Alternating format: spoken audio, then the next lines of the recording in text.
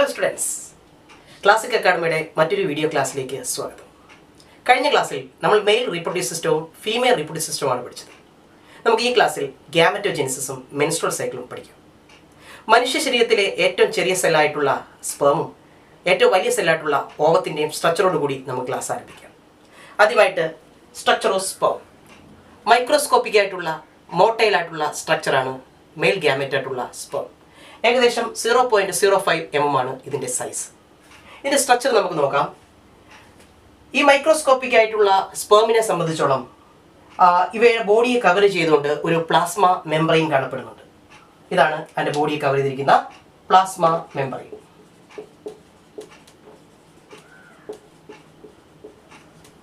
അതോടൊപ്പം തന്നെ നമുക്ക് ഒരു സ്പേമിൻ്റെ സ്ട്രക്ചറിനെ 4 ഭാഗങ്ങളായിട്ട് ഡിവൈഡ് ചെയ്യാം. ഒന്നാമത്തെ ഭാഗം ഹെഡാണ്, രണ്ടാമത്തെ ഭാഗം നെക്കാണ്, മൂന്നാമത്തെ ഭാഗം മിഡിൽ പീസാണ്, നാലാമത്തെ ഭാഗം ടെയിലുമാണ്. ഹെഡ് എന്നാൽ ഒരു ക്യാപ്പ് ലൈക്ക് സ്ട്രക്ചർ ആയിട്ടുള്ള അക്രോസോം എന്ന സ്ട്രക്ചറും അതുപോലെ തന്നെ ജനറ്റിക് മെറ്റീരിയൽ കാണപ്പെടുന്ന ന്യൂക്ലിയസും കൂടി ചേർന്നതാണ്. ഇത് രണ്ടും കൂടി ചേർന്ന സ്ട്രക്ചറിനെ വിളിക്കുന്ന പേരാണ് ഹെഡ്. ഹെഡിനും മിഡിൽ പീസിനും ഇടയിലായി കാണപ്പെടുന്ന ഒരു ചെറിയ ബ്രിഡ്ജ് ഉണ്ട്, അതാണ് നെക്ക്.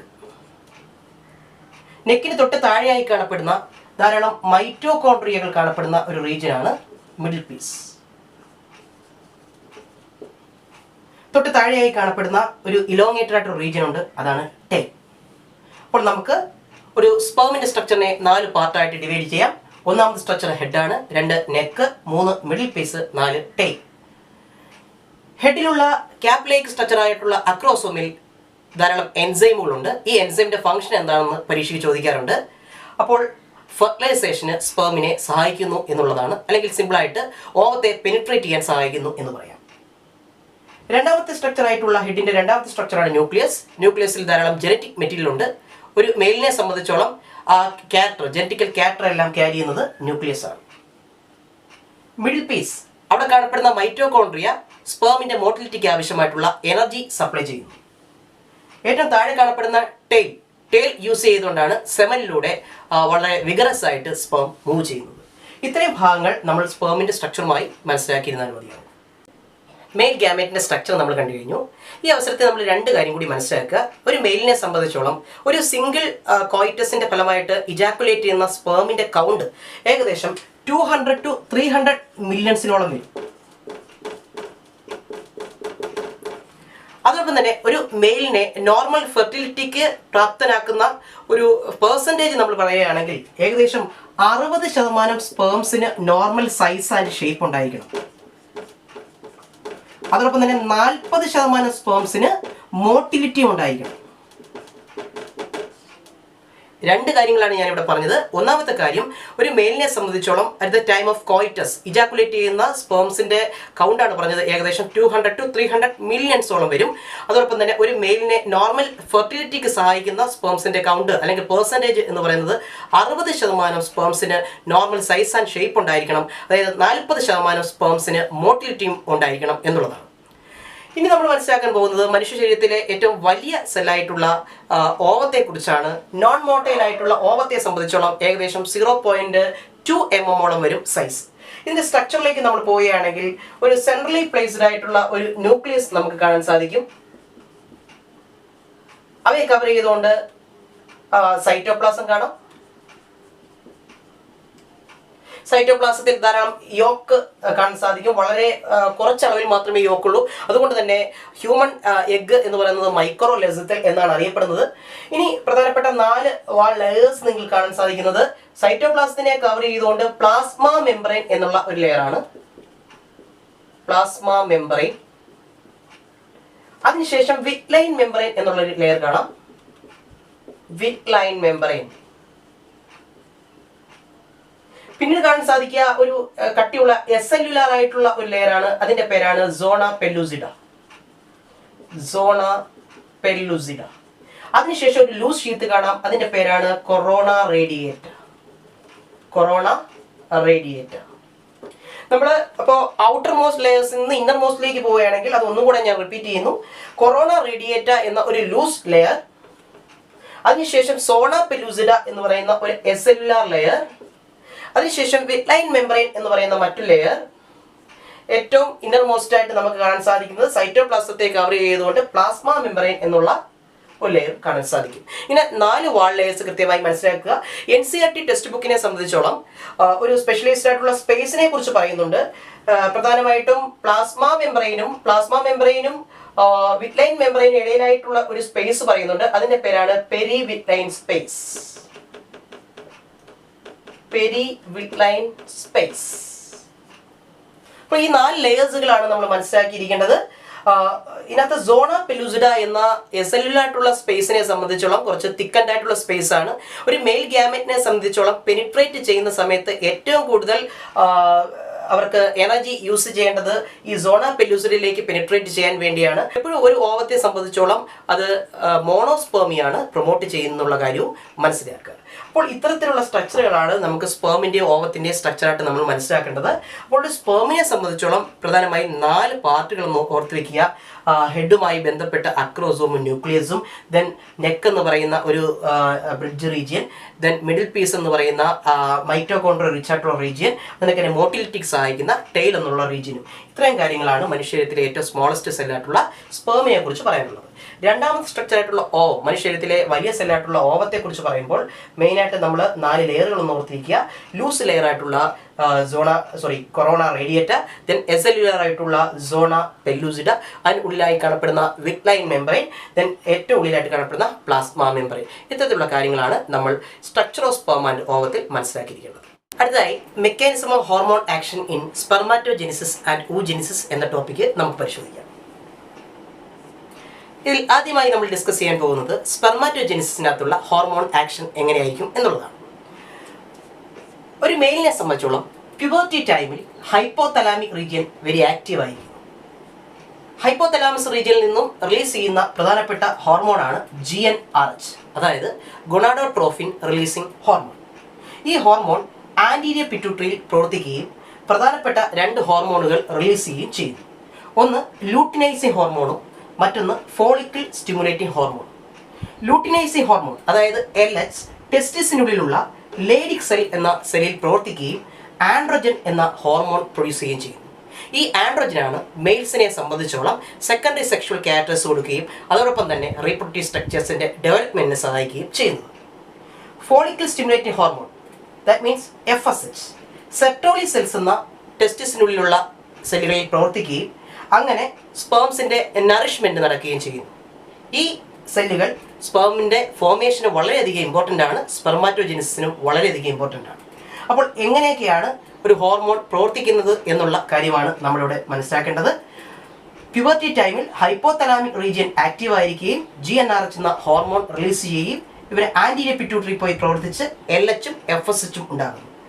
LH പോയിട്ട് ലേഡിക് സെല്ലിലും FSH പോയിട്ട് സെർട്ടോളി സെൽസിലുമാണ് പ്രവർത്തിക്കുക. അപ്പോൾ LH ലേഡിക്ക്, FSH സെർട്ടോളി.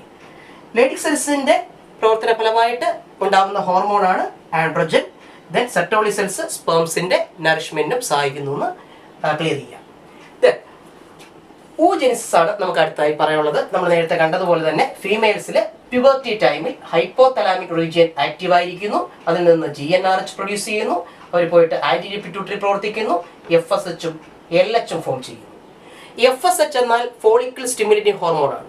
ഫീമെയിൽസിന്റെ ഓവറിക്കുള്ളിൽ പ്രൈമറി ഫോളിക്കിൾ ഗ്രാഫീൻ ഫോളിക്കിൾ ആവാൻ സഹായിക്കുന്ന ഹോർമോണുകളാണ് FSH. മെച്ചർ ഫോളിക്കിളായിട്ടുള്ള ഗ്രാഫീൻ ഫോളിക്കിളുകൾ പ്രൊഡ്യൂസ് ചെയ്യുന്ന പ്രധാനപ്പെട്ട ഹോർമോണുകളാണ് ഈസ്ട്രജൻ. ഒരു ഫീമെയിലിനെ സംബന്ധിച്ചോളം സെക്കൻഡറി സെക്ഷൽ ക്യാരക്ടേഴ്സ് കൊടുക്കുന്ന ഹോർമോണാണ് ഈസ്ട്രജൻ. അതോടൊപ്പം തന്നെ LHനെ കുറിച്ച് പറയുകയാണെങ്കിൽ ഗ്രാഫീൻ ഫോളിക്കിൾ ബ്രേക്കപ്പ് ചെയ്യണം, അതിൽ നിന്ന് ഓവം റിലീസ് ചെയ്യാൻ സഹായിക്കുന്ന ആളാണ് LH. അങ്ങനെ ഓവം റിലീസ് ചെയ്യുന്ന പ്രോസസ്സിനെയാണ് ഓവുലേഷൻ എന്ന് പറയപ്പെടുന്നത്. അപ്പോൾ ഓവുലേഷന്റെ ഫലമായിട്ട് ഗ്രാഫീൻ ഫോളിക്കിൾ കോർപ്പസ് ലൂട്ടിയം എന്ന മറ്റൊരു സ്ട്രക്ചറായി മാറുന്നുണ്ട്. ഈ കോർപ്പസ് ലൂട്ടിയം പ്രൊഡ്യൂസ് ചെയ്യുന്ന പ്രധാനപ്പെട്ട ഹോർമോണാണ് പ്രൊജസ്ട്രോൺ. പ്രൊജസ്ട്രോൺ ആണ് ഫീമെയിൽസിനെ സംബന്ധിച്ചോളം പ്രഗ്നൻസി മെയിൻറ്റെയിൻ ചെയ്യുന്നത്. അപ്പോൾ ഇത്തരത്തിലുള്ള പ്രവർത്തനങ്ങളാണ് സ്പെർമാറ്റോജെനിസിസിലും oogenesisലും നടക്കുന്നതെന്നുള്ള കാര്യം മനസ്സിലാക്കുക. അപ്പോൾ oogenesis നമ്മൾ ഒന്നും കൂടെ പറയുകയാണ്. പ്യൂബർട്ടി ടൈമിൽ ഹൈപ്പോതലാമിക് റീജിയൻ ആക്റ്റീവ് ആവുകയും റിലീസ് ഓഫ് GnRH ഇവർ പോയിട്ട് ആന്റി പിറ്റ്യൂട്ടറി പ്രവർത്തിക്കുകയും FSHും LHും ഫോം ചെയ്യുകയും FSH ഗ്രാഫിയൻ ഫോളിക്കിളിലാണ് പ്രവർത്തിക്കുക, അല്ലെങ്കിൽ ഗ്രാഫിയൻ ഫോളിക്കിളിന്റെ ഫോർമേഷനാണ് സഹായിക്കുക. LH ഗ്രാഫിയൻ ഫോളിക്കിളിനെ ബ്രേക്കപ്പ് ചെയ്ത്, അതായത് ഓവുലേഷൻ സഹായിക്കുന്നു. ഓവുലേഷന്റെ ഫലമായിട്ട് കോർപ്പസ് ലൂട്ടിയം ഉണ്ടാകുന്നു. ഗ്രാഫിയൻ ഫോളിക്കിൾ ഉണ്ടാക്കുന്ന ഹോർമോൺ ഈസ്ട്രജനും കോർപ്പസ് ലൂട്ടിയം ഉണ്ടാക്കുന്ന ഹോർമോൺ പ്രൊജസ്ട്രോണുമാണെന്ന് മനസ്സിലാക്കുക. അപ്പോൾ ഒരു മെയിലിനെ സംബന്ധിച്ചോളം ആൻഡ്രോജൻ എന്ന ഹോർമോണിനാണ് ഏറ്റവും പ്രാധാന്യമുള്ളത്. ഒരു ഫീമെയിലിനെ സംബന്ധിച്ചോളം ഈസ്ട്രജനും പ്രൊജസ്ട്രോണും വളരെയധികം ഇമ്പോർട്ടൻസ് എന്നുള്ള കാര്യം മനസ്സിലാക്കുക. നമ്മൾ സ്പെർമാറ്റോജെനിസിസിലെയും oogenesisലെയും ഹോർമോൺ ആക്ഷൻ എങ്ങനെയാണ് നടക്കുന്നതെന്ന് പഠിച്ചു കഴിഞ്ഞു. ഇനി അടുത്തതായി പറയാൻ പോകുന്നത് ബോർഡ് എക്സാമുകൾക്ക് ഏറ്റവും കൂടുതൽ ആവർത്തിച്ചിട്ടുള്ള schematic representation of spermatogenesis and oogenesis ആണ്. മെയിൽസിനെ സംബന്ധിച്ചോളം എങ്ങനെയാണ് ആ പ്രോസസ് സംഭവിക്കുന്നത് എന്ന് നമുക്ക് മനസ്സിലാക്കാം. ഒരു മെയിലിനെ സംബന്ധിച്ചോളം അറ്റ് പ്യൂബർട്ടി ടൈമിൽ primordial germinal epithelial cells spermatogonia എന്ന ഡിപ്ലോയിഡ് സ്ട്രക്ചറിലുള്ള സ്പെർം മദർ സെൽസ് ആയി മാറും.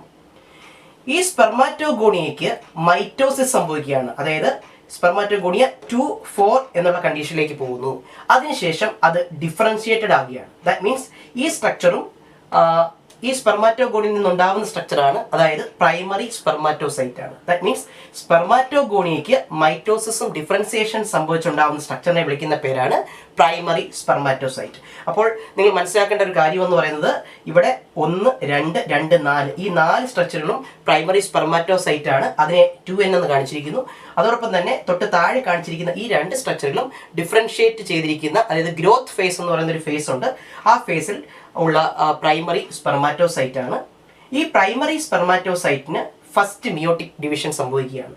ഫസ്റ്റ് മിയോസിസ് സംഭവിച്ചുകൊണ്ട് ഒരു ഹാപ്ലോയിഡ് നേച്ചറിലുള്ള സ്ട്രക്ചർ ഫോം ചെയ്യുന്നു. അതാണ് സെക്കൻഡറി സ്പെർമാറ്റോസൈറ്റ്. ഈ സെക്കൻഡറി സ്പെർമാറ്റോസൈറ്റിന് പിന്നീട് സെക്കൻഡ് മിയോട്ടിക് ഡിവിഷൻ സംഭവിച്ചുണ്ടാവുന്ന മറ്റൊരു ഹാപ്ലോയിഡ് നേച്ചറുള്ള സ്ട്രക്ചറാണ് സ്പെർമാറ്റിഡ്. ഈ സ്പെർമാറ്റിഡിന് ഡിഫറൻസിയേഷൻ സംഭവിച്ചുണ്ടാകുന്ന സ്ട്രക്ചറാണ് സ്പെർമാറ്റോസോവ അല്ലെങ്കിൽ സ്പെർം എന്ന് പറയുന്നത്. അപ്പോൾ പരീക്ഷയ്ക്ക് ചോദിക്കുന്ന ക്വസ്റ്റ്യൻ ഇതിന്റെ ഓർഡർ ഒന്ന് എഴുതാൻ പറയുകയാണ് ചെയ്യുന്നത്. മിക്കവാറും ഇങ്ങനെയായിരിക്കും ക്വസ്റ്റ്യൻ, അല്ലെങ്കിൽ ഈ ഫിഗർ തന്നിട്ട് അതിനകത്ത് പ്ലോയിഡിറ്റി എഴുതാൻ ചോദിക്കാറുണ്ട്. അപ്പോൾ സിമ്പിളായി ഇങ്ങനെ ഒന്ന് മനസ്സിലാക്കുക. Spermatogonia which undergoes mitosis and differentiation to form primary spermatocyte, which undergoes first meiotic division to form secondary spermatocyte, which undergoes second meiotic division to form spermatid, which undergoes differentiation to form spermatozoa. ഇതിൽ spermatogonia, primary spermatocyte എന്നുള്ള സ്ട്രക്ചറുകളെല്ലാം diploid nature ഉള്ളതും, secondary spermatocyte, spermatid, spermatozoa ഈ സ്ട്രക്ചറെല്ലാം haploid nature ഉള്ളതുമാണ്. ഇനി നമ്മൾ മനസ്സിലാക്കേണ്ട മറ്റൊരു കാര്യം എന്ന് പറഞ്ഞാൽ ഇവിടെ സംഭവിക്കുന്ന മിയോട്ടിക് ഡിവിഷൻ ഈക്വൽ ആയിട്ടുള്ള മിയോട്ടിക് ഡിവിഷനാണ്. നോക്കിക്കഴിഞ്ഞാൽ നമുക്ക് കാണാൻ പറ്റും ഈക്വൽ ആയിട്ടുള്ള ഡിവിഷനാണ്. അതോടൊപ്പം തന്നെ ഒരു പ്രൈമറി സ്പെർമാറ്റോസൈറ്റിൽ നിന്നും, അല്ലെങ്കിൽ ഇതിനെ നമുക്കൊരു പ്രൈമറി സ്പെർമാറ്റോസൈറ്റ് ആയിട്ട് കാണാം, ഒരു പ്രൈമറി സ്പെർമാറ്റോസൈറ്റിൽ നിന്നും 4 സ്പേംസ് ആണ് ഫോം ചെയ്യുന്നത്. ചിലപ്പോൾ പരീക്ഷയിൽ ചോദിക്കാം 10 പ്രൈമറി സ്പെർമാറ്റോസൈറ്റിൽ നിന്നും എത്ര സ്പേംസ് ഫോം ചെയ്യും? അപ്പോൾ ആൻസർ എത്രയാണ്? 10 എണ്ണത്തിൽ നിന്ന് 40 എണ്ണം. അപ്പോൾ 100 എണ്ണത്തിൽ നിന്ന് എത്ര എണ്ണം ഉണ്ടാകും? 400 എണ്ണം ഉണ്ടാകും. അങ്ങനെ 250 പ്രൈമറി സ്പെർമാറ്റോസൈറ്റിൽ നിന്ന് എത്ര എണ്ണം ഉണ്ടാകും? 1000 സ്പേംസ് ഫോം ചെയ്യും എന്നുള്ള കാര്യം മനസ്സിലാക്കുക. ഇതിൽ സ്പെർമാറ്റോഗോണിയ സ്പെർമാറ്റിഡ് ആകുന്ന ഒരു സ്റ്റെപ്പ് ഉണ്ട്. ഈ സ്പെർമാറ്റോഗോണിയ സ്പെർമാറ്റിഡ് ആകുന്ന ഈ ഘട്ടത്തെ വിളിക്കുന്ന പേരാണ് ഫോർമേഷൻ ഓഫ് സ്പെർമാറ്റിഡ് എന്നറിയപ്പെടും. Formation of spermatid. അതിനുശേഷം ഈ സ്പെർമാറ്റിഡ് ഡിഫറൻഷിയേറ്റ് ചെയ്ത് സ്പെർമാറ്റോസോവയായി മാറും. ആ പ്രോസസിനെ വിളിക്കുന്ന പേരാണ് സ്പെർമിയോജെനിസിസ്. സ്പെർമിയോജെനിസിസ് എന്നറിയപ്പെടും. അതായത് ഫോർമേഷൻ ഓഫ് സ്പെർമാറ്റിഡ് എന്ന് പറയുമ്പോൾ സ്പെർമാറ്റോഗോണിയ സ്പെർമാറ്റിഡ് ആകുന്ന ഘട്ടവും സ്പെർമാറ്റിഡ് സ്പെർമാറ്റോസോവയാകുന്നത് സ്പെർമിയോജെനിസിസും അറിയപ്പെടും. അതായത് ഫോർമേഷൻ ഓഫ് സ്പെർമാറ്റിഡും സ്പെർമിയോജെനിസിസും കൂടെ ചേർന്നതാണ് സ്പെർമാറ്റോജെനിസിസ്. അതിനുശേഷം സ്പേംസ് സെമിനിഫറസ് ട്യൂബിൽ നിന്ന് റിലീസ് ചെയ്യുന്ന പ്രോസസിനെ വിളിക്കുന്ന പേരാണ് സ്പെർമിയേഷൻ എന്ന് മനസ്സിലാക്കുക. അപ്പോൾ ഒരു മെയിലിനെ സംബന്ധിച്ചോളം at the time of puberty അല്ലെങ്കിൽ ആഫ്റ്റർ പ്യൂബർട്ടി സംഭവിക്കുന്ന ഒരു പ്രോസസ്സാണ് സ്പെർമാറ്റോജെനിസിസ്. ഇത്തരത്തിലുള്ള ഘട്ടങ്ങളാണ് അവിടെ സംഭവിക്കുന്നത്. ഓവറിക്കുള്ളിൽ പ്രൈമോഡിയൽ എപ്പിത്തീലിയൽ ജെർമിനൽ സെൽസ്, അതായത് പ്രൈമോഡിയൽ ജെർമിനൽ സെൽസ് ഊഗോണിയായിട്ട് കൺവേർട്ട് ചെയ്യുന്നു. ഈ ഊഗോണിയാണ് ovum mother cells. Diploid nature ആണ്. ഇവിടെ എന്താ സംഭവിക്കുന്നതെന്ന് ചോദിച്ചാൽ നേരത്തെ പറഞ്ഞതുപോലെ തന്നെ മൈറ്റോസിസ് ആൻഡ് ഡിഫറൻസിയേഷൻ സംഭവിക്കുന്നു. മൈറ്റോസിസ് ആൻഡ് ഡിഫറൻസിയേഷൻ സംഭവിച്ചുണ്ടാകുന്ന സ്ട്രക്ചറാണ് പ്രൈമറി ഊസൈറ്റ്. അതിന്റെ നേച്ചറും ഡിപ്ലോയിഡ് നേച്ചർ തന്നെ. പിന്നീട് തൊട്ട് താഴെ ഞാൻ കാണിച്ചിരിക്കുന്ന 2n കണ്ടീഷൻ കാണിച്ചിരിക്കുന്നത് പ്രൈമറി ഊസൈറ്റ് ആണ്. നേരത്തെ പറഞ്ഞ കണക്ക് തന്നെ ഗ്രോത്ത് ഫേസിൽ സംഭവിക്കുന്ന പ്രൈമറി ഊസൈറ്റിന്റെ ഡെവലപ്മെന്റ് ആണിത്. അപ്പോൾ അതും പ്രൈമറി ഊസൈറ്റ് തന്നെ. ഈ സ്റ്റെപ്പ് നമ്മൾ ഒരിക്കലും വിട്ടുപോകരുത്. അപ്പോൾ ഇങ്ങനെ പ്രൈമറി ഊസൈറ്റ് ഫോം ചെയ്തതിന് ശേഷം അവിടെ ഫസ്റ്റ് മിയോട്ടിക് ഡിവിഷൻ സംഭവിക്കുകയാണ്. ഫസ്റ്റ് മിയോട്ടിക് ഡിവിഷൻ സംഭവിക്കുന്നത് ബർത്തിന് മുമ്പ് തന്നെ, അതായത് അതിനെ ഫീറ്റൽ ലൈഫ് എന്നാണ് അറിയപ്പെടുന്നത്. അത് സംഭവിക്കുന്ന അതിനെ ഫീറ്റൽ ലൈഫിൽ വെച്ച് തന്നെ എന്ത് സംഭവിക്കുകയാണ്, അവിടെ ഫസ്റ്റ് മിയോട്ടിക് ഡിവിഷൻ സംഭവിക്കുകയാണ്. ഇനി ബർത്തിന് മുമ്പ് വെച്ച് തന്നെ ആ ഫസ്റ്റ് മിയോട്ടിക് ഡിവിഷൻസ് കംപ്ലീറ്റ് ചെയ്യാതെ അത് ഒരു സ്റ്റോപ്പ് ചെയ്യുകയാണ്. അതാണ് നമ്മൾ പഠിച്ചിട്ടുണ്ട്, സെൽ സൈക്കിളിലെ ഡിപ്ലോട്ടീൻ എന്നുള്ള സ്റ്റേജിൽ വെച്ച് അത് സ്റ്റോപ്പ് ചെയ്യുന്നത്, അത് പോസ് ചെയ്യപ്പെടുകയാണ്. ബർത്ത് സമയത്ത് ഇപ്പോൾ ഇരിക്കുന്നത് ഫസ്റ്റ് മിയോട്ടിക് ഡിവിഷൻ സ്റ്റേജിലാണ് ഇപ്പോൾ ഇരിക്കുന്നത്. പിന്നീട് ചൈൽഡ്ഹുഡ് സ്റ്റേജിലും ഇപ്പോൾ പ്രൈമറി ഊസൈറ്റ് സ്റ്റേജിലാണ്, പിന്നീട് പ്യൂബർട്ടി സ്റ്റേജിലും അങ്ങനെ തന്നെയാണ്. ഇനി ഈ ഫസ്റ്റ് മിയോട്ടിക് ഡിവിഷൻ കംപ്ലീറ്റ് ചെയ്യുന്നത് പ്യൂബർട്ടി എത്തി ഓവുലേഷന് തൊട്ട് മുമ്പാണ് ഈ ഫസ്റ്റ് മിയോട്ടിക് ഡിവിഷൻ കംപ്ലീറ്റ് ചെയ്യുകയും അത് സെക്കൻഡറി ഊസൈറ്റ് ആയിട്ട് മാറുകയും ചെയ്യുന്നത്. അപ്പം അങ്ങനെ സെക്കൻഡറി ഊസൈറ്റ് ആയി മാറുന്നതിനോടൊപ്പം തന്നെ അവിടെ ഒരു ഫസ്റ്റ് പോളാർ ബോഡിയും കൂടെ ഫോം ചെയ്യുന്നു. നേരത്തെ നമ്മൾ സ്പെർമാറ്റോജെനിസിസിൽ പറഞ്ഞു അവിടെ സംഭവിക്കുന്ന മിയോട്ടിക് ഡിവിഷൻ ഈക്വൽ ആണെങ്കിൽ ഇവിടെ സംഭവിച്ചിട്ടുള്ള മിയോട്ടിക് ഡിവിഷൻ അൺഈക്വൽ ആണ്. അപ്പോൾ അവിടെ ഫസ്റ്റ് പ്രൈമറി ഊസൈറ്റിൽ നിന്നും ഒരു സെക്കൻഡറി ഊസൈറ്റും ഫസ്റ്റ് പോളാർ ബോഡിയും ഫോം ചെയ്തുകൊണ്ടുള്ള അൺഈക്വൽ ഡിവിഷനാണ് ഇവിടെ കാണാൻ സാധിക്കുന്നത്. അതിനുശേഷം അഡൽട്ട് ലൈഫിലാണ് നമുക്ക് കാണാൻ സാധിക്കുന്നത്.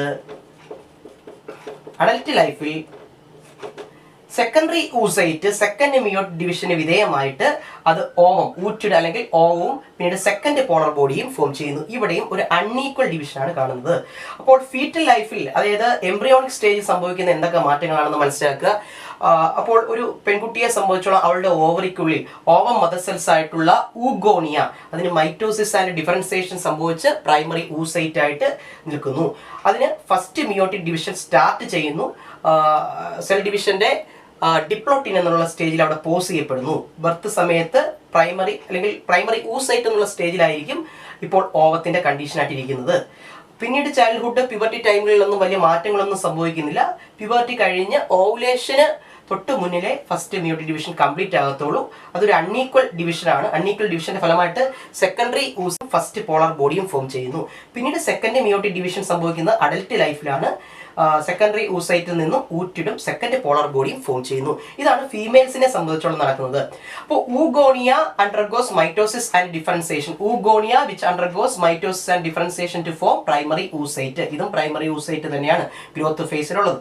അതിനുശേഷം ഇതിന് ഫസ്റ്റ് മിയോട്ടിക് ഡിവിഷൻ സംഭവിക്കുകയും secondary oocyte and first polar body form ചെയ്യുകയും ചെയ്യുന്നു. പിന്നീട് സെക്കൻഡ് മിയോട്ടിക് ഡിവിഷൻ സംഭവിച്ച് ഊറ്റിഡ് അല്ലെങ്കിൽ ഓവും സെക്കൻഡ് പോളാർ ബോഡിയും ഫോം ചെയ്യുന്നു. അപ്പോൾ സ്പെർമാറ്റോജെനിസിസിലും ഊജെനിസിസിലും സംഭവിക്കുന്ന മാറ്റങ്ങൾ എന്തൊക്കെയാണെന്നുള്ളത് നമ്മളൊരു സ്കിമാറ്റിക് റെപ്രസെന്റേഷനിലൂടെയാണ് പറഞ്ഞു തന്നിരിക്കുന്നത്. ഇനി പരീക്ഷയ്ക്ക് ചോദിക്കുന്ന ഒരു ക്വസ്റ്റ്യൻ എന്തൊക്കെയാണ്, what is the difference between spermatogenesis and oogenesis എന്ന് ചോദിക്കാറുണ്ട്. അപ്പോൾ വളരെ സിമ്പിളായി നമുക്ക് ഈ ഫ്ലോ ചാർട്ടിൽ നിന്ന് അല്ലെങ്കിൽ സ്കിമാറ്റിക് റെപ്രസെന്റേഷനിൽ നിന്ന് തന്നെ നമുക്ക് മനസ്സിലാക്കാൻ പറ്റും. സ്പെർമാറ്റോജെനിസിസ് സംഭവിക്കുന്നതെന്ന് പറയുമ്പോൾ ടെസ്റ്റിസിനുള്ളിൽ വെച്ചാണ്. ഊജെനിസിസ് സംഭവിക്കുന്നത് ഓവറിക്കുള്ളിൽ നിന്നാണ്. അതുപോലെ രണ്ടാമത്തെ കേസായിട്ട് പറയുന്നത് ഇവരുടെ പ്രൈമറി സ്പെർമാറ്റോസൈറ്റിന് മിയോട്ടിക് ഡിവിഷൻ സംഭവിച്ച് 2 സെക്കൻഡറി സ്പെർമാറ്റോസൈറ്റ് ഫോം ചെയ്യുന്നുണ്ട്. ഇവിടെയാണെങ്കിൽ പ്രൈമറി ഊസൈറ്റിൽ നിന്നും മിയോട്ടിക് ഡിവിഷൻ സംഭവിച്ച് 1 സെക്കൻഡറി ഊസൈറ്റും ഒരു പോളാർ ബോഡിയും ഫോം ചെയ്യുന്നുണ്ട്. മറ്റൊരു ഡിഫറൻസ് എന്ന് പറഞ്ഞു കഴിഞ്ഞാൽ ഇവിടെ സെക്കൻഡറി സ്പെർമാറ്റോസൈറ്റിന് സെക്കൻഡ് മിയോട്ടിക് ഡിവിഷൻ സംഭവിച്ച് സ്പെർമാറ്റിഡുകൾ ഫോം ചെയ്യുന്നുണ്ട്. ഇവിടെ സെക്കൻഡറി ഊസൈറ്റിന് സെക്കൻഡ് മിയോട്ടിക് ഡിവിഷൻ സംഭവിച്ച് ഓവവും പോളാർ ബോഡിയും ഫോം ചെയ്യുന്നുണ്ട്. അത് മാത്രമല്ല ഇവിടെ നോക്കിയാൽ പറയാം മിയോസിസ് ഇവിടെ ഈക്വൽ ആണെന്നും ഇവിടെ മിയോസിസ് അൺഈക്വൽ ആണെന്നും പറയാം. ഇനി വേണമെങ്കിൽ പറയാം പ്രൈമറി സ്പെർമാറ്റോസൈറ്റിൽ നിന്നും 4 സ്പെർംസ് ഫോം ചെയ്തെന്ന് പറയാം. ഇവിടെ പ്രൈമറി ഊസൈറ്റിൽ നിന്ന് 1 ഓവവും പോളാർ ബോഡീസും ഫോം ചെയ്യുന്നു പറയാം. ഇനി ഇവിടെ പോളാർ ബോഡീസ് ഫോം ചെയ്യുന്നില്ല, ഇവിടെ പോളാർ ബോഡീസ് ഫോം ചെയ്യുന്നുണ്ട്. ഒരു ആൺകുട്ടിയെ സംബന്ധിച്ചോളം സ്പെർമാറ്റോജെനിസിസ് പ്യൂബർട്ടി ടൈമിലാണ് സ്റ്റാർട്ട് ചെയ്യുക. ഒരു പെൺകുട്ടിയെ സംബന്ധിച്ചോളം അത് ഫീറ്റൽ ലൈഫിൽ നിന്ന് തന്നെ സ്റ്റാർട്ട് ചെയ്യുന്നു. ഇനി ഒരു ആൺകുട്ടിയെ സംബന്ധിച്ചോളം സ്പെർമാറ്റോജെനിസിസ് എൻഡ് ചെയ്യുന്നത് സെനിലിറ്റി അല്ലെങ്കിൽ ഓൾഡ് ഏജ് ടൈമിലാണ്. പക്ഷെ ഒരു ഫീമെയിലിനെ സംബന്ധിച്ചോളം മെനോപോസ് അതായത് മെൻസ്ട്രുവൽ സൈക്കിളിന്റെ ഒരു സ്റ്റേജ് ആയിട്ടുള്ള ഏറ്റവും ലാസ്റ്റ് സ്റ്റേജ്, ദാറ്റ് മീൻസ് ഒരു 45 ഏജ് ആകുമ്പോഴേക്കും സംഭവിക്കുന്നതാണ് മെനോപോസ്. മെനോപോസിലാകുമ്പോഴേക്കും oogenesis അവിടെ സ്റ്റോപ്പ് ചെയ്യുകയാണ്. ഇത്തരത്തിലുള്ള ഡിഫറൻസുകൾ നമുക്ക് സ്പെർമാറ്റോജെനിസിസിലും oogenesisലും പഠിക്കാൻ പറ്റും. ഇനി നമുക്ക് ഫീമെയിൽ പ്രൈമേറ്റ്സ് സംഭവിക്കുന്ന മെൻസ്ട്രൽ സൈക്കിൾ എന്ന പ്രോസസ്സ് വളരെ സിമ്പിളായി മനസ്സിലാക്കാം. അതിനെ ഞാനൊരു ഫ്ലോ ചാർട്ടിൻ്റെ രൂപത്തിലാണ് നിങ്ങൾക്ക് പറഞ്ഞ് മനസ്സിലാക്കി തരുന്നത്. എന്താണ് മെൻസ്ട്രൽ സൈക്കിൾ? ഒരു ഫീമെയിൽ പ്രൈമേറ്റിനെ സംബന്ധിച്ചോളം റീപ്രൊഡക്റ്റീവ് ഫേസിൽ സംഭവിക്കുന്ന സൈക്ലിക്കൽ ചേഞ്ചസിനെ വിളിക്കുന്ന പേരാണ് menstrual cycle. That means cyclical changes that takes place in the reproductive phase of female primate. ഒരു നോൺ പ്രൈമേറ്റിനെ സംബന്ധിച്ചോളം നടക്കുന്ന ചേഞ്ചസിനെ ഈസ്ട്രസ് സൈക്കിളാണ് എന്ന് നമ്മൾ പഠിച്ചിട്ടുണ്ട്. ഇനി എന്തൊക്കെ ഫേസുകളാണ് മെൻസ്ട്രൽ സൈക്കിളിൽ ഉൾപ്പെടുന്നത് എന്ന് നമുക്ക് മനസ്സിലാക്കാം. അതിൽ ഒന്നാമത്തെ ഫേസ് ആണ് menstrual phase or bleeding phase. ഒരു ഫീമെയിലിനെ സംബന്ധിച്ചോളം ഫെർട്ടിലൈസേഷൻ സംഭവിച്ചില്ല എങ്കിൽ എൻഡോമെട്രിയത്തിലുള്ള ലൈനിങ് ബ്രേക്ക് ഡൗൺ ആവുകയും അവിടെയുള്ള ബ്ലഡ് വെസൽസ് എല്ലാം ബ്രേക്ക് ഡൗൺ ചെയ്യുകയും അതൊരു ഫ്ലൂയിഡിൻ്റെ രൂപത്തിൽ അൺഫെർട്ടിലൈസ്ഡ് എഗ്ഗുമായിട്ട് വജേന വഴി പുറത്തേക്ക് പോകുന്നു. ഇതിനെ വിളിക്കുന്ന പേരാണ് മെൻസസ്. ഈ ഫേസിനെ വിളിക്കുന്ന പേരാണ് menstrual phase or bleeding phase. രണ്ടാമത്തെ ഫേസ് ഫോളിക്കുലർ ഫേസ് അല്ലെങ്കിൽ പ്രോലിഫറേറ്റീവ് ഫേസ് ആണ്. ഈ ഫേസിൽ എന്താണ് സംഭവിക്കുന്നതെന്ന് മനസ്സിലാക്കാം. ഈ ഫേസിൽ വെച്ചാണ് പ്രൈമറി ഫോളിക്കിൾ ഗ്രാഫീൻ ഫോളിക്കിളായിട്ട് ഡെവലപ്പ് ചെയ്യുന്നത്. അതുകൊണ്ടാണ് ഈ ഫേസിന് ഈ പേര് വന്നത് ഫോളിക്കുലർ ഫേസ് എന്ന്. ഈ ഫേസിൽ വെച്ച് മെച്ചുവർ ആയിട്ടുള്ള ഗ്രാഫീൻ ഫോളിക്കിൾ ഡെവലപ്പ് ചെയ്യുന്നു. ഗ്രാഫീൻ ഫോളിക്കിളിൻ്റെ ഡെവലപ്മെൻറ്റിനെ സഹായിക്കുന്ന പിറ്റ്യൂട്ടറി ഹോർമോൺ ഏതാണെന്ന് ചോദിച്ചാൽ പറയണം FSH. പിന്നീട് സംഭവിക്കുന്നത് യൂട്രസിൻ്റെ എൻഡോമെട്രി ലൈനിങ് എല്ലാം ബ്രേക്ക് ഡൗൺ ചെയ്ത് കഴിഞ്ഞിരിക്കുന്നു. അതുകൊണ്ട് തന്നെ പുതിയ എൻഡോമെട്രിയൽ ലൈനിങ് ഫോം ചെയ്യണം. ഈ എൻഡോമെട്രിയൽ ലൈനിങ്ങിലാണ് ഫീറ്റസ് വന്ന് അറ്റാച്ച് ചെയ്യുന്നത്. ദാറ്റ് മീൻസ് ഇംപ്ലാന്റേഷൻ നടക്കുന്നത്. ഈ പ്രോസസ്സും ഇവിടെ വെച്ചാണ് നടക്കുന്നത്. That means regeneration of endometrial lining. മൂന്നാമത്തെ പ്രോസസ്സ്, മൂന്നാമത്തെ ഈവന്റ് അല്ലെങ്കിൽ ഫേസ് ആയിട്ട് നമ്മൾ മനസ്സിലാക്കേണ്ടത് ഓവുലേറ്ററി ഫേസ് ആണ്. ഒരു മെൻസ്ട്രൽ സൈക്കിളിന്റെ മിഡിൽ, അതായത് ഒരു 14th 15th ഡേ ആകുമ്പോൾ സംഭവിക്കുന്ന ഒരു ഫേസ് ആണ് ഓവുലേറ്ററി ഫേസ്. ഏറ്റവും ഷോർട്ടസ്റ്റ് ആയിട്ടുള്ള ഒരു ഫേസ് ആണ് ഓവുലേറ്ററി ഫേസ്. ഈ ഫേസിൽ വെച്ചാണ് LH എന്ന പിറ്റ്യൂട്ടറി ഹോർമോൺസിന്റെ സഹായത്തോടു കൂടി ഗ്രാഫീൻ ഫോളിക്കിൾ ബ്രേക്ക് ഡൗൺ ചെയ്യുകയും അങ്ങനെ അതിൽ നിന്ന് ഓവം റിലീസ് ചെയ്യുകയും ചെയ്യുന്നത്. ഈ പ്രോസസ്സിനെ വിളിക്കുന്ന പേരാണ് ഓവുലേഷൻ. അപ്പോൾ ഓവുലേഷനുമായി ബന്ധപ്പെട്ട ഫേസ് ആണ് ഓവുലേറ്ററി ഫേസ്. ഇതാണ് മൂന്നാമത്തെ ഫേസ്. നാലാമത്തതും അവസാനത്തുമായിട്ടുള്ള ഫേസ് ആണ് ലൂട്ടിയൽ ഫേസ് അല്ലെങ്കിൽ സെക്രീറ്ററി ഫേസ് എന്നൊരു പേരും കൂടിയുണ്ട്. ഈ ഫേസിൽ വെച്ച് എന്താണ് സംഭവിക്കുന്നത് നോക്കാം. ഏറ്റവും ലെങ്തി ആയിട്ടുള്ളൊരു ഫേസ് ആണ് ലൂട്ടിയൽ ഫേസ് എന്ന് പറയുന്നത്. ഓവുലേഷന് ശേഷം നമ്മൾ പറഞ്ഞു 14-15 ആ ദിവസമാണ് മെൻസ്ട്രൽ സൈക്കിളിന്റെ 14-15 ആ ദിവസം സംഭവിക്കുന്ന ഒരു ഫേസ് ആണ് ഓവുലേറ്ററി ഫേസ്. അതിനുശേഷം 28 ദിവസം വരെ നടക്കുന്ന 28 ദിവസം എന്ന് പറയുന്നത് ഒരു മെൻസ്ട്രൽ സൈക്കിളിന്റെ പീരീഡ് കണക്കാക്കുന്നത് 28 ദിവസമാണ്. അപ്പോൾ 28 ദിവസം വരെ സംഭവിക്കാൻ സാധ്യതയുള്ള ഒരു ഫേസ് ആണ് ലൂട്ടിയൽ ഫേസ്. എന്താണ് ഈ ഫേസിൽ സംഭവിക്കുന്നതെന്ന് ചോദിച്ചു കഴിഞ്ഞാൽ ഓവുലേഷൻ സംഭവിച്ച് ഗ്രാഫിയൻ ഫോളിക്കിൾസ് ചേഞ്ച് ചെയ്ത് അത് കോർപ്പസ് ലൂട്ടിയം എന്ന ഒരു സ്ട്രക്ചറായി മാറും. ഈ കോർപ്പസ് ലൂട്ടിയം ഒരു എൻഡോക്രൈൻ മാസാണ്. ഇതിന് പ്രൊജസ്ട്രോൺ എന്ന ഹോർമോൺ പ്രൊഡ്യൂസ് ചെയ്യാനുള്ള കഴിവുണ്ട്. ഈ പ്രൊജസ്ട്രോൺ ആണ് പ്രഗ്നൻസിയെ മെയിൻറ്റെയിൻ ചെയ്യുന്നത്. നമുക്കറിയാം ഓവുലേഷൻ സംഭവിച്ചതിന് ശേഷം ഈ ഓവത്തെ ഫിംബ്രിയ എന്ന ഫിംഗർ ലൈക്ക് പ്രൊജക്ഷൻ, ഫലോപ്പിയൻ ട്യൂബിന്റെ ഫിംഗർ ലൈക്ക് പ്രൊജക്ഷൻ ആണ് ഫിംബ്രിയ. അപ്പോൾ ഈ ഫിംബ്രിയെ ഓവത്തെ സ്വീകരിച്ച് ആംബുലറി ഇസ്തമിക് ജംഗ്ഷനിൽ കൊണ്ടുവയ്ക്കുന്നു. അപ്പോൾ അവിടെ സ്പേം എത്തുകയാണെങ്കിൽ ഓവുമായിട്ട് ഫ്യൂസ് ചെയ്ത് ഫെർട്ടിലൈസേഷൻ നടക്കുകയും അങ്ങനെ സൈഗോട്ട് ഫോമിങ് ചെയ്യുകയും ചെയ്യുന്നു. അപ്പോൾ ഇവിടെ ഈ പ്രോസസ്സ് നടക്കണമെങ്കിൽ പ്രൊജസ്ട്രോൺ എന്ന ഹോർമോണാണ് ഈ പ്രോസസ്സിൻ്റെ അല്ലെങ്കിൽ മെയിൻ്റെനൻസിനൊക്കെ സഹായിക്കുന്നത്. ഇപ്പോൾ ഫെർട്ടിലൈസേഷൻ നടന്നില്ല എങ്കിൽ കോർപ്പസ് ലൂട്ടിയം പ്രൊജസ്ട്രോൺ ഫോം ചെയ്യത്തില്ല. അങ്ങനെ കോർപ്പസ് ലൂട്ടിയം ബ്രേക്ക് ഡൗൺ ചെയ്യുകയും അത് കോർപ്പസ് ആൽബിക്കൻസ് എന്ന് പറയുന്ന മറ്റൊരു സ്ട്രക്ചറായി മാറുകയും അത് ഷ്രിങ്ക് ആയിട്ട് മെൻസസിനോടൊപ്പം പുറത്തേക്ക് പോവുകയും ചെയ്യുന്നു. അങ്ങനെയാണ് നെക്സ്റ്റ് മെൻസ്ട്രുവൽ സൈക്കിൾ സ്റ്റാർട്ട് ചെയ്യുന്നത്. അപ്പോൾ ഒരു ഫീമെയിലിനെ സംബന്ധിച്ചോളം ഫസ്റ്റ് മെൻസ്ട്രുവേഷൻ പ്യൂബർട്ടി ടൈമിലാണ് സ്റ്റാർട്ട് ചെയ്തതെന്ന് മനസ്സിലാക്കണം. അപ്പോൾ ഫസ്റ്റ് മെൻസസിനെ നമ്മൾ വിളിക്കുന്ന പേര് മെനാർക്കെ എന്നാണ്. ഫസ്റ്റ് മെൻസസിനെ വിളിക്കുന്ന പേര് മെനാർക്കെ എന്നും ലാസ്റ്റ് ഏകദേശം 45-50 വയസ്സാകുമ്പോൾ അവസാനത്തെ മെൻസ്ട്രുവൽ സൈക്കിൾ സംഭവിക്കുകയും ചെയ്യുന്നു. ഇതിനെയാണ് മെനോപോസ് എന്നും അറിയപ്പെടുന്നത്. അപ്പോൾ ഫസ്റ്റ് മെനാർക്കെ, ലാസ്റ്റ് മെനോപോസ് എന്നറിയുക. പിന്നീട് നമ്മൾ അറിയേണ്ട ഒരു കാര്യം എന്ന് പറയുന്നത് 2 പ്രധാനപ്പെട്ട ഈവൻറ്റുകളാണ് ഇവിടെ സംഭവിക്കുക. മെയിനായിട്ട് ഒവേറിയൻ ഈവൻറ്റുകളും മറ്റൊന്നെന്ന് പറഞ്ഞു കഴിഞ്ഞാൽ യൂട്രൈൻ ഈവൻറ്റുകളുമാണ്. ഓവറിൽ സംഭവിക്കുന്ന ചേഞ്ചസും യൂട്രസിൽ സംഭവിക്കുന്ന ചേഞ്ചസുകളുമാണ് മെൻസ്ട്രുവൽ സൈക്കിളിൽ പഠിക്കേണ്ടത്. ഇനി ചോദിച്ചു കണ്ടുള്ള ഒരു ക്വസ്റ്റ്യൻ എന്ന് പറഞ്ഞു കഴിഞ്ഞാൽ ഏതൊക്കെയാണ് പ്രധാനപ്പെട്ട ഹോർമോണുകൾ? 2 വ്യത്യസ്ത തരത്തിലുള്ള ഹോർമോണുകളാണ് മെൻസ്ട്രുവൽ സൈക്കിളിൽ ഇൻവോൾവ് ചെയ്യുന്നത്. ഒന്നത് പിറ്റ്യൂട്ടറി ഹോർമോണാണ്. ഒന്നാമത്തെ പിറ്റ്യൂട്ടറി ഹോർമോൺ LH ആണ്, ദാറ്റ് മീൻസ് ലൂട്ടിനൈസിങ് ഹോർമോൺ. രണ്ടാമത്തെ ഹോർമോൺ FSH ആണ്, that means follicle stimulating hormone. നമ്മൾ അതിൻ്റെ ഫ്ലോ ചാർട്ട് നമ്മുടെ ടെക്സ്റ്റ് ബുക്കിൽ തന്നിട്ടുണ്ട്. അത് വളരെ ശ്രദ്ധിച്ച് നോക്കുകയാണെങ്കിൽ നമുക്ക് കാണാൻ സാധിക്കും. പിറ്റ്യൂട്ടറി ഹോർമോൺ ആയിട്ടുള്ള LH അതേപോലെ തന്നെ FSH ഇതിൻ്റെ പ്രൊഡക്ഷൻ ഏറ്റവും കൂടിയിരിക്കുന്നത് ഓവുലേറ്ററി ഫേസ്, അതായത് ആ ഇൻ്റർവൽ ടൈം മിഡിൽ ടൈമിലാണ് ഏറ്റവും കൂടുതൽ കൂടിയിരിക്കുന്നതായിട്ട് നമുക്ക് കാണാൻ സാധിക്കുക. LH and FSH. അതോടൊപ്പം തന്നെ നമ്മൾ നോക്കുകയാണെങ്കിൽ ഒവേറിയൻ ഹോർമോൺ ആയിട്ടുള്ള ഈസ്ട്രജൻ്റെ അളവ് ഓവുലേഷന് മുമ്പാണ് കൂടിയിരിക്കുന്നതായിട്ട് കാണാൻ സാധിക്കുക. അതായത് ഗ്രാഫീൻ ഫോളിക്കിൾ പ്രൊഡ്യൂസ് ചെയ്യുന്ന ഒരു പ്രധാനപ്പെട്ട ഹോർമോണാണ് ഈസ്ട്രജൻ. അപ്പോൾ ഈസ്ട്രജൻ്റെ അളവ് പ്രധാനപ്പെട്ട ഫേസ് ആയിട്ടുള്ള ഫോളിക്കുലർ ഫേസിലാണ് കൂടിയിരിക്കുന്നത്. ഗ്രാഫീൻ ഫോളിക്കിൾ ഉണ്ടാക്കുന്ന പ്രധാനപ്പെട്ട ഹോർമോണാണ് ഈസ്ട്രജൻ. ഓവുലേറ്ററി ഫേസിന് മുമ്പായിട്ട് ആ ഫിഗറിൽ നിങ്ങൾക്ക് കാണാൻ സാധിക്കും ഈസ്ട്രജൻ്റെ അളവ് കൂടുതലായിട്ടും. ഓവുലേറ്ററി ഫേസിന് ശേഷം, അതാണ് ലൂട്ടിയൽ ഫേസ് എന്നറിയപ്പെടുന്നത്. ആ ലൂട്ടിയൽ ഫേസിലാണ് കോർപ്പസ് ലൂട്ടിയം എന്ന സ്ട്രക്ചർ ഫോം ചെയ്യുന്നത്. കോർപ്പസ് ലൂട്ടിയം ഉണ്ടാക്കുന്ന ഒരു ഹോർമോണാണ് പ്രൊജസ്ട്രോൺ. ആയതുകൊണ്ട് തന്നെ ഓവുലേഷന് ശേഷമുള്ള ഫേസിലായിട്ടുള്ള ലൂട്ടിയൽ ഫേസിൽ പ്രൊജസ്ട്രോണിൻ്റെ അളവ് കൂടിയിരിക്കുന്നതായിട്ടും കാണാൻ സാധിക്കും. അപ്പോൾ ഈ ഫിഗർ നമുക്ക് മനസ്സിലാക്കാൻ സാധിക്കേണ്ടത് ഇങ്ങനെയാണ്. പിറ്റ്യൂട്ടറി ഹോർമോൺ ആയിട്ടുള്ള LH ഉം FSH ഉം ഓവുലേറ്ററി ഫേസിൽ കൂടിയിരിക്കുന്നതായിട്ട് കാണാം. അത് ചോദിക്കുന്ന മറ്റൊരു ക്വസ്റ്റ്യൻ എന്ന് പറയുന്നത് എന്താണ് LH സർജ് എന്നുള്ളതാണ്. അപ്പോൾ ഓവുലേഷൻ നടക്കണമെങ്കിൽ LH എന്ന് പറയുന്ന ഹോർമോൺ സഹായിക്കണം. അപ്പോൾ LHൻ്റെ അളവ് ഏറ്റവും കൂടിയിരിക്കുന്ന സമയം ഓവുലേറ്ററി ഫേസിലാണ്. അപ്പോൾ ഈ LH യൂസ് ചെയ്തുകൊണ്ടാണ് ഗ്രാഫീൻ ഫോളിക്കിൾ ബ്രേക്ക് ഡൗൺ ചെയ്ത് ഓവം റിലീസ് ചെയ്യുന്നത്.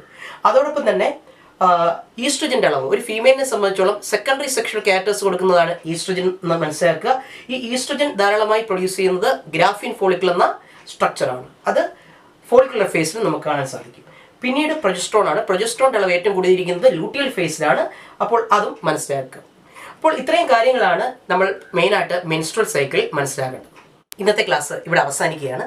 ഇന്ന് നമ്മൾ പ്രധാനമായി പഠിച്ച പ്രധാനപ്പെട്ട ടോപ്പിക്കുകൾ ഏതൊക്കെയാണ് എന്ന് നമുക്ക് നോക്കാം.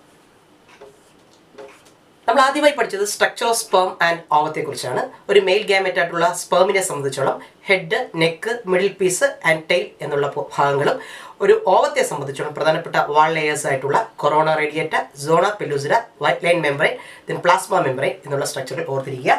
രണ്ടാമതായി പറഞ്ഞത് hormonal action in spermatogenesis and oogenesis ആണ്. LH and FSH in spermatogenesis and oogenesis ഓർത്തിരിക്കണം.